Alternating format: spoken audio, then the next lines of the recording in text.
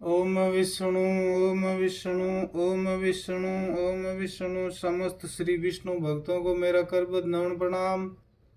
बंधुओं, आज अपन श्री गुरु जम्बेश्वर भगवान की अमृत वाणी के 80वें शब्द 80 नंबर शब्द का भावार्थ सुनेंगे। ध्यान पूर्वक सुनिए। पूर्व देश कनौज का एक विष्णोई अपने संबंधियों सहित वहां से चलकर सम्रातल पर जम्बदेव जी के पास में पहुंचा। साथ में जमदेव जी के लिए अति सुंदर हीरे जवाहरात से जड़े हुए मलमल रेशम का कोमल बिछोना लेकर आया और हाथ जोड़कर प्रार्थना करने लगा कि हे देव, ये देख, ये कोमल बिछोना आसन आपके लिए मैं लेकर आया हूँ, आप इसे स्वीकार कीजिए। जब आप इस पर सुखपूर्वक शयन करोगे तो गहरी निंद्रा आपको आएगी। जब गुरु जम्बेश्वर भगवान ने उसके प्रति बहुत ही सुंदर शब्द सुनाया।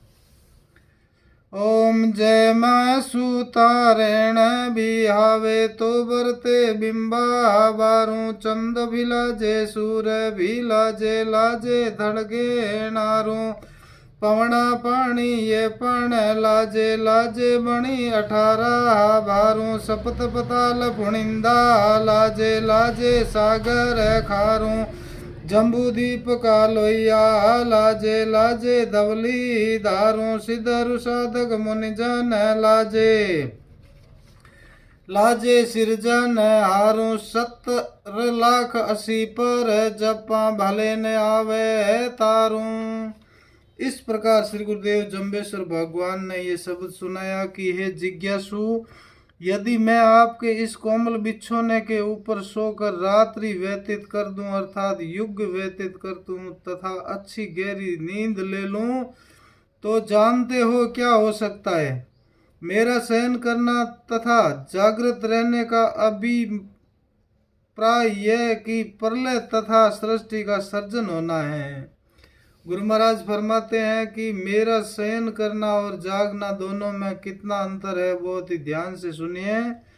प्रलय तथा सृष्टि का सर्जन होना, सोना यानी प्रलय और जागना यानी सृष्टि का सर्जन होना है। इसीलिए मेरे शयन करने पर संपूर्ण सृष्टि अपने अपने कारण रूप में लय हो जाएगी।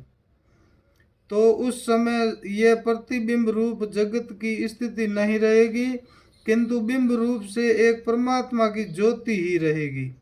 उस ज्योति के प्रकाश से ही सर्वलोक प्रकाशित होंगे तथा मेरे ब्रह्म स्वरूप में माया तथा माया का कार्य रूप जगत का अभाव हो जाने से मैं अपनी स्वरूप स्थिति में जब स्थिर हो जाऊंगा, यही मेरा शयन है।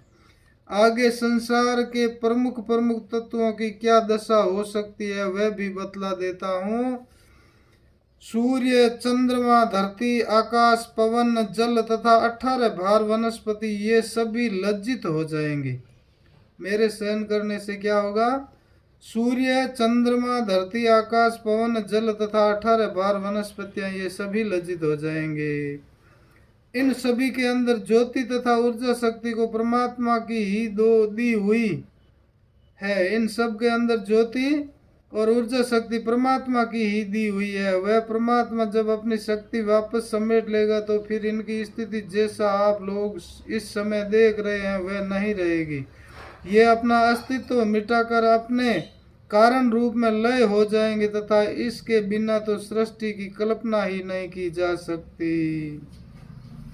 आगे गुरु महाराज फरमाते हैं, सातों पाताल, शेष नाग, खार, समुद्र, इनकी भी स्थिति यथावत नहीं रह सकती। जम्बूद्वीप के लोग जो यहाँ पर जीवन कल्याण की आशा लगाए बैठे हैं वे भी लज्जित हो जाएंगे और हिमालय से निकलकर अजस्र धारा प्रवाह वाली पवित्र नदी गंगा भी लज्जित हो जाएगी। और यदि गंगा का प्रवाह रुक गया तो फिर इस जम्बूद्वीप के जन अपनी इच्छा पूर्ति नहीं कर सकेंगे तथा इस संसार में इस समय सिद्ध साधक तथा मुनिजन जो साधना में रत है, अपना उद्धार करने की लालसा से दिन रात परिश्रम में तत्वान्वेषण कर रहे हैं, वे भी लज्जित हो जाएंगे। उनका भी कार्य अधूरा ही रह जाएगा।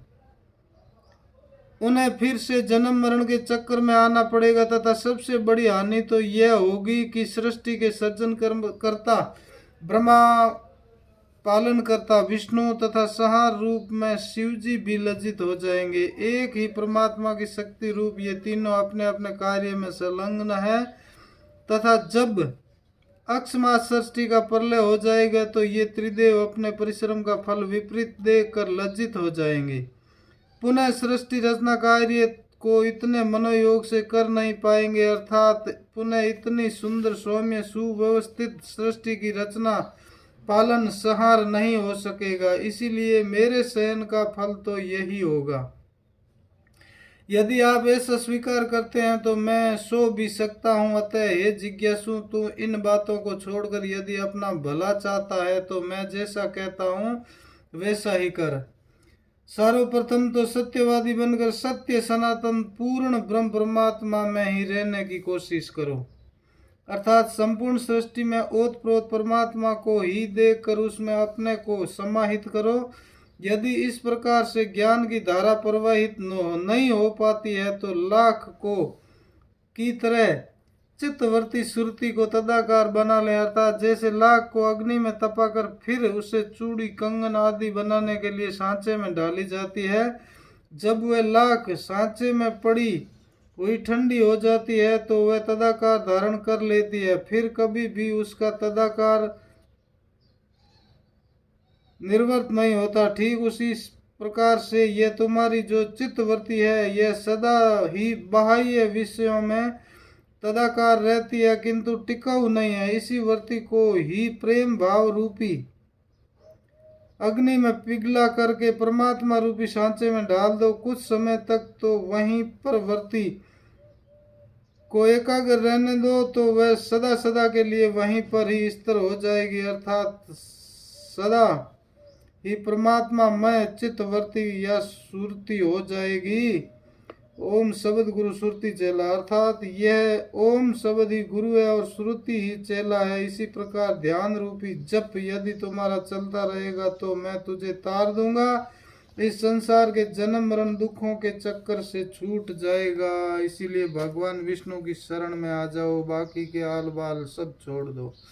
बोलो श्री गुरु जम्बेश्वर भगवान की जय, श्री विष्णु परमात्मा की जय, आज के आनंद की जय।